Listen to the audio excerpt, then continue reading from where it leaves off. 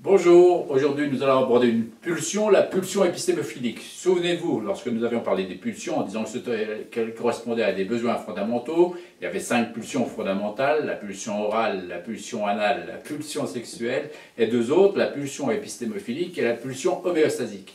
Alors la pulsion épistémophilique, elle est essentielle pour l'enfant. Pourquoi? Parce qu'elle correspond à un besoin bien précis, c'est-à-dire que l'enfant a besoin de devenir autonome, de devenir indépendant. Il ne peut pas toujours dépendre de son parent, de sa maman, de son environnement.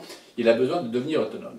Donc la pulsion épistémophilique va le pousser justement à satisfaire ce besoin d'autonomie, à la fois dans la maîtrise de son corps et à la maîtrise de son environnement. Alors comment elle s'exprime cette pulsion épistémophilique? C'est un terme un petit peu barbare comme ça, mais qui correspond à quelque chose de tout à fait naturel que tous les parents peuvent observer.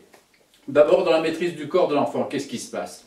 Le bébé très naturellement est poussé à faire des gestes, dans son berceau il commence à les faire, il touche ceci, touche cela, met à sa bouche, explore, etc. Tous ces gestes-là qu'il fait spontanément, qu'il fait naturellement, ça va l'aider petit à petit à maîtriser son corps, il va pouvoir se mettre assis, se mettre debout et accéder à la marche. Ensuite, il est poussé naturellement à faire des expériences. Dès qu'il marche, il va toucher ceci, toucher cela. Quelquefois, les parents disent que ce sont des bêtises, mais non. Ce sont des expériences fondamentales pour lui. Ces expériences-là vont lui permettre d'appréhender et de maîtriser son environnement.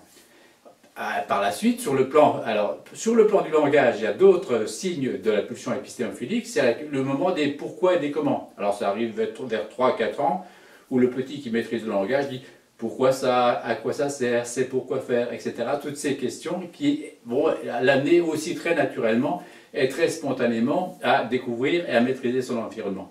Mais il y a un autre symptôme majeur de la pulsion épistémophilique, c'est d'abord l'envie de jouer, le besoin de jouer. À travers les jeux, les différents jeux qui sont les siens, l'enfant va aussi apprendre à maîtriser et son corps et son environnement. Vous voyez en quoi la pulsion épistémophilique, qui est naturelle, qui s'exprime dans les premières années très naturellement, très spontanément, l'enfant ne réfléchit pas quand il fait ceci ou cela.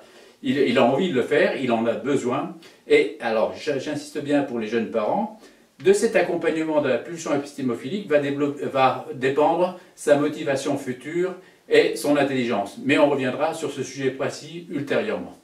En attendant, je vous souhaite une excellente journée et je vous dis à très bientôt. Au revoir.